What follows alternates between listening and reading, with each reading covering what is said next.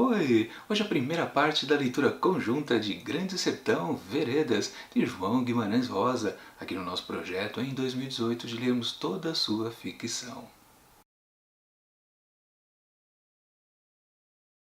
Antes de começar, aquele rápido aviso, você já está participando do sorteio de livros em comemoração a 1 ano de canal? Se não está, confere no link aqui em cima como você deve proceder para responder a pergunta de qual desses 4 livros você quer ganhar. É muito simples e você ainda pode escolher também um título à sua escolha. Confere lá e vamos agora à leitura de Grande Sertão Veredas.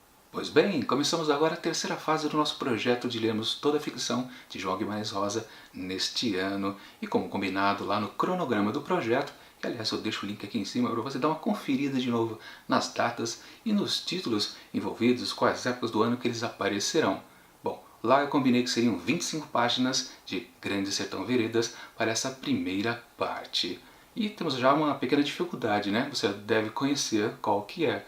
Essa obra do Rosa é um texto único, não está dividido em capítulos. Então eu fui obrigado a definir uma quantidade de páginas para a gente ler a cada nova quinzena. No caso aqui dessa minha edição, vai da página 17 à página 42. Caso você tenha uma outra, como por exemplo essa que está aparecendo aqui, será diferente. Provavelmente você terá mais páginas para ler, porque a minha edição aqui é bem densa o texto. Mas disso a gente não tem como fugir, já que não tem nenhum marco onde a gente pode dizer que vamos ler de tal a tal lugar. Fazer o que, né? Enfim, vamos à história.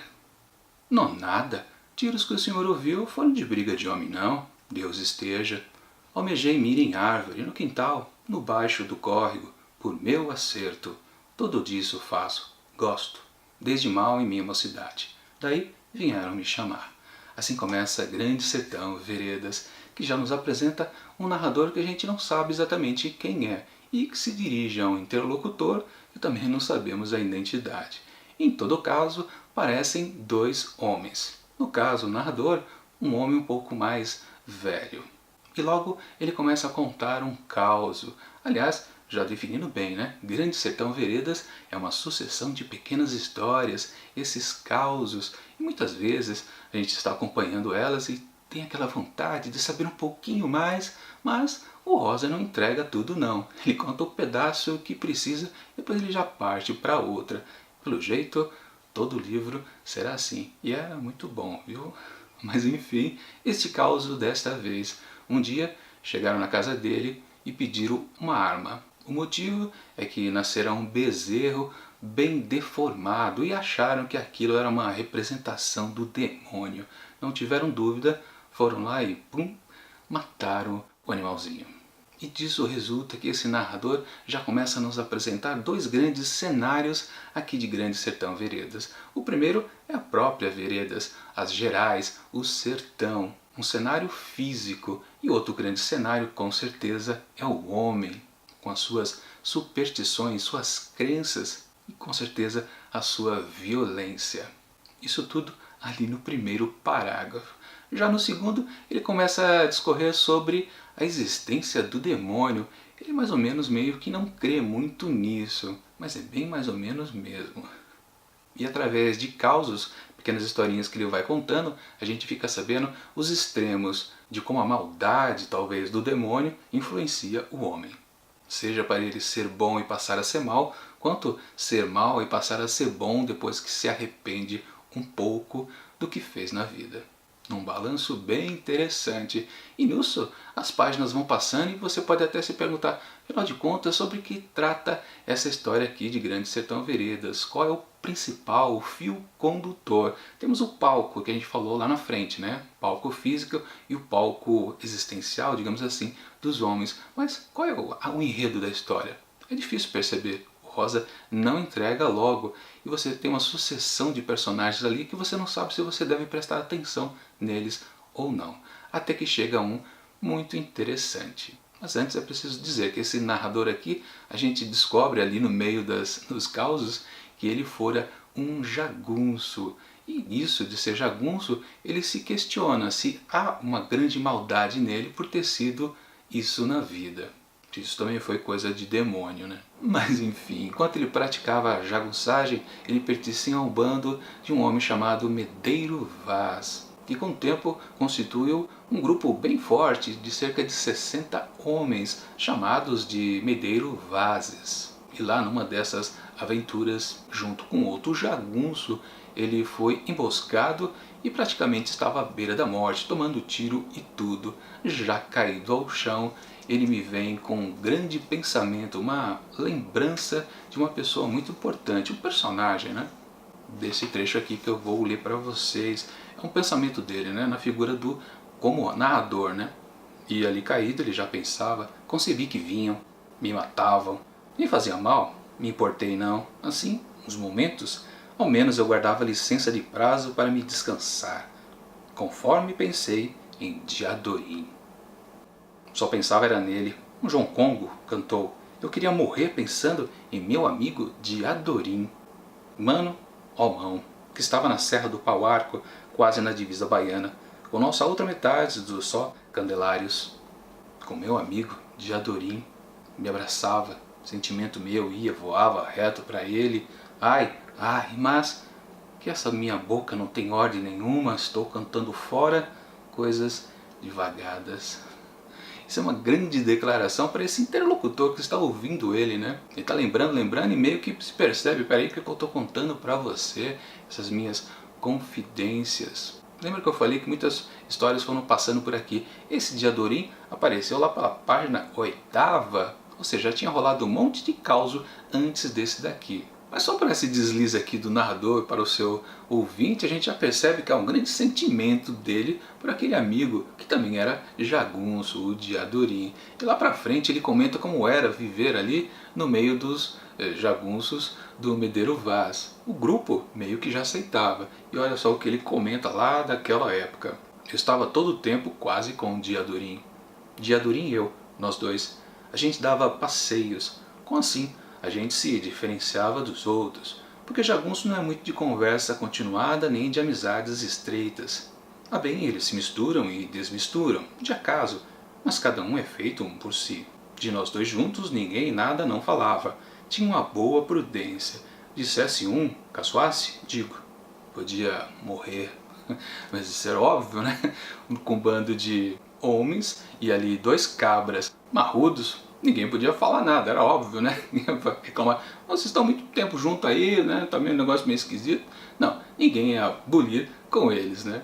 Mas é daqui que a gente tira uma grande base para essa história aqui de Grande Sertão Veredas. Se até agora a gente não sabia para onde ela ia, com certeza nós já temos uma grande narrativa desse narrador, coisa lá do passado, dele em relação com o Diadorim. Uma coisa não muito comum lá naqueles tempos, né? Homem se afeiçoando com homem, isso é estranho. Mas enfim, meio que o texto aqui do Rosa, ele também se esquece disso. Ele pontua isso 2 vezes, mas depois não toca mais no assunto. Às vezes pode até passar desapercebido em meio a tantos causos que é narrado aqui. Mas enfim, continuando a história, nós temos que sabemos mais sobre a vida de Medeiro Vaz. Anteriormente, ele foi uma pessoa com recursos, tudo questão de herança de família, mas chegou um ponto em que ele decidiu ajudar os fracos e pobres contra os ricos e poderosos ali da região do sertão.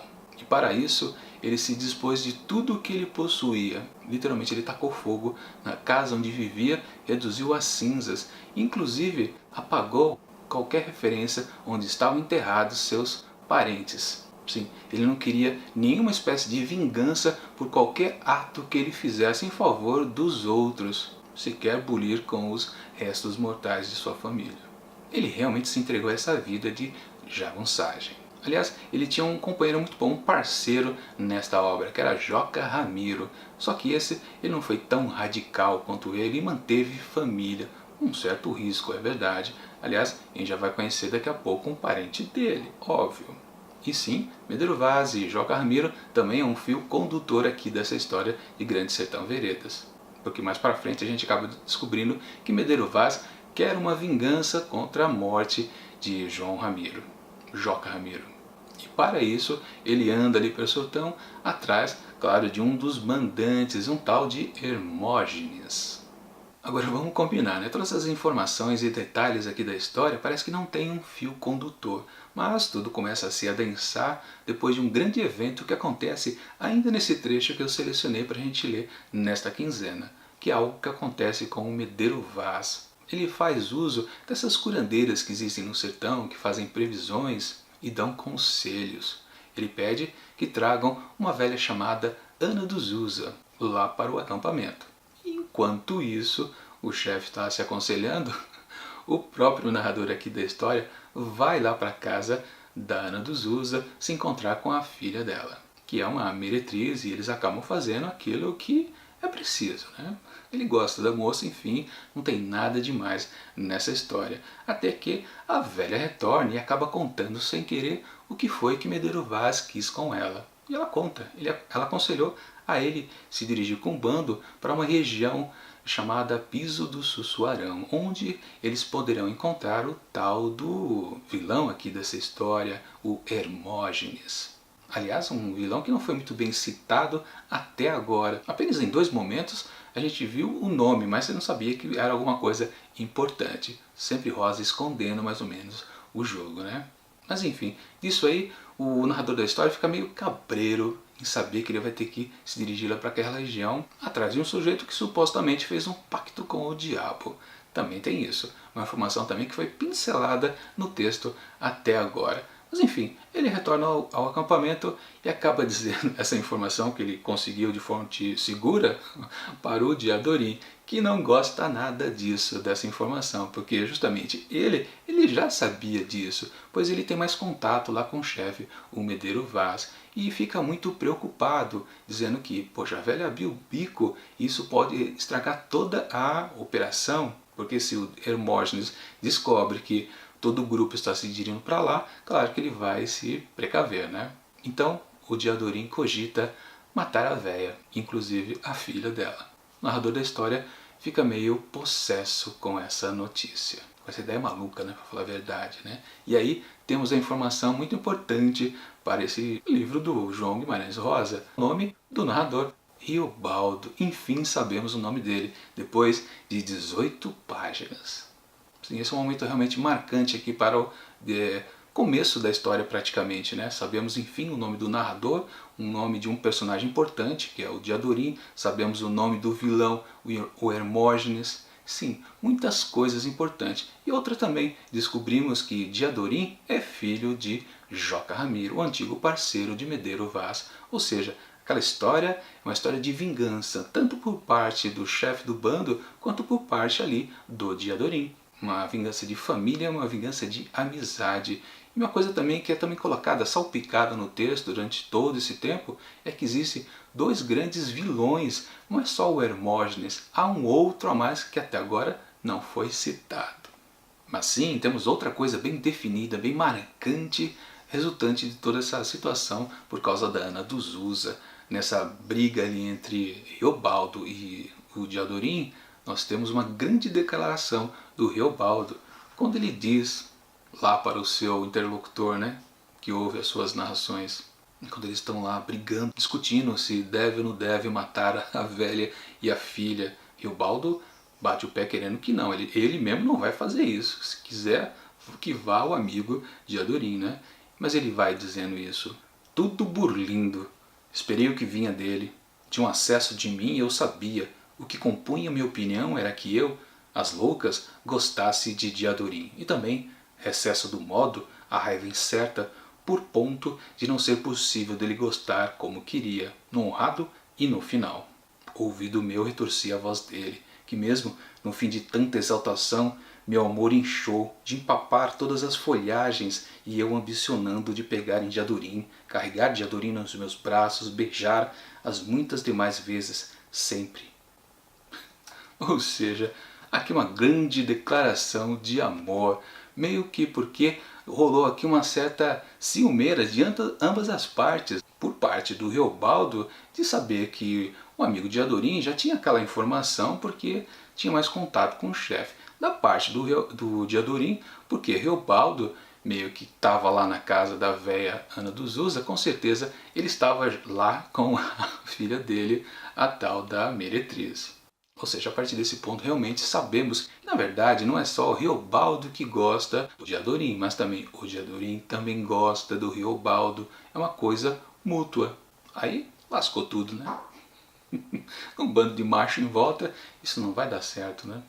Agora está na hora de dizer algumas opiniões sobre esse texto aqui do Rosa. Na verdade eu já conheço a história bastante, porque eu vi uma versão televisiva lá no século passado, feita pela Rede Globo. Uma boa obra, foi muito bem vista, todo mundo gosta daquela exibição, pena que não é reprisado muito, dizem, e pela minha lembrança também, era muito boa aquela versão. Então, de todo modo, eu já sei exatamente do que é a história, mesmo que eu não lembre muito, mas os personagens principais eu já sabia que era o Ribaldo, já sabia que era o Diadorim, que o vilão era o Hermógenes, tem uns outros personagens também, mas é exatamente eu não lembro mais. Só esse trio principal que eu lembro. Nem do, pra falar a verdade, do Ramiro Vaz eu lembrava direito. Mas enfim, o grosso da história, principalmente o final, eu já sei. Aliás, eu recomendo. Quem nunca viu essa versão televisiva, não vá atrás porque pode estragar muita coisa sobre essa história aqui. Principalmente porque essa história é sobre o viver das coisas. E essa grande agonia que vive o personagem principal, o Riobaldo, que é gostar de um homem. É um grande problema para ele, vai ser durante boa parte aqui dessa história. Como eu disse, para mim não foi um espanto, não foi curioso, porque eu já sabia que isso ia acontecer, né? E Robaldo ia gostar do Diadorim. Então, não me chocou e não me causou estranheza. E eu ficava mais curioso quando é que esses dois elementos da história iam aparecer efetivamente, né? Porque o texto não definia que o narrador era o Riobaldo e não aparecia o outro personagem importante, que é o Diadorim. O Hermógenes tudo bem aparecer depois, mas vá lá, né? De qualquer forma eu não estava estranhando. Mas claro que o bom aqui é o texto do Rosa. Essas frases complicadas de serem ditas. Vocês viram o meu martírio na hora de ler esses trechos aqui que eu selecionei, né? Eu engasgava muitas vezes, às vezes podia perder o sentido. Várias vezes eu regravei porque eu achava que não estava bom. Ler o texto já é meio complicado às vezes, a gente engasga numa palavra, né? Mas falar é pior ainda, e tentar dar uma entonação interessante, que coisa complicada. Mas essa é a parte boa aqui dessa história do Rosa, com certeza. Diferente lá da leitura conjunta que eu estou fazendo com os textos do Machado de Assis, eu não tenho como me antecipar a história e ficar fazendo previsões, porque aqui mais ou menos que eu já sei como vai terminar lá para o final. Mas de todo caso, há muita coisa, claro, que foi resumida lá da série, e realmente da série eu não lembro quase mais nada. Mas de qualquer forma, qualquer desdobramento, no fundo, eu já sei. Então não adianta eu ficar fazendo previsão. Ah, o que será que vai acontecer quando eles chegarem lá no piso do Sussuarão? Não vale a pena, para mim, né? Mas vocês aqui nos comentários do vídeo podem com certeza dizer alguma coisa. Eu nunca vou dizer spoiler de nada, mas porque eu não lembro, né? Afinal de contas, o importante é divagar sobre a história aqui. Uma coisa muito importante em Grande Sertão Veredas, que é sobre viver. E várias vezes nesse trecho aqui, nessas primeiras 25 páginas, o narrador, o Reobaldo, diz que viver é perigoso. Bom, é isso. Até a segunda parte da nossa leitura conjunta aqui de Grande Sertão Veredas, que vai ser da página 42 até a página 67. Isso lá para a quarta-feira, daqui a 2 quinzenas, dia 28 de fevereiro. Conto com a participação de vocês e enquanto isso confira aqui do lado outros projetos aqui do Mantado de Livros. E até mais!